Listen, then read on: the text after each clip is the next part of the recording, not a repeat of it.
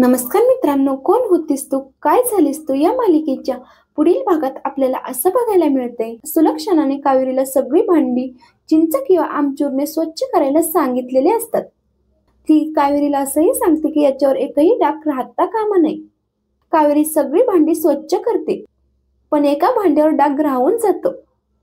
सुलक्षणा तिथे येते आणि सुलक्षणा म्हणत असते की हे काय आहे. तेव्हा कावेरी म्हणते की मी लगेच स्वच्छ करून आणते. तर सुलक्षणा म्हणत असते की थांब, आता इथल्या कुठल्याही वस्तूला मी तुला हात लावू देणार नाही.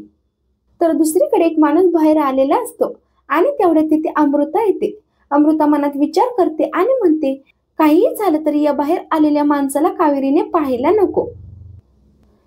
तर दुसरीकडे यश कावेरीला म्हणत असतो की कावेरी हा तोच माणूस आहे जो डेड बॉडी मिळाली म्हणून सांगायला आला होता. उद्याचं पाकिट कदाचित यानेच प्लॅन केलं असेल. बॉडी जवळ तर कावेरी बाहेर येते आणि तिला तो माणूस दिसतो.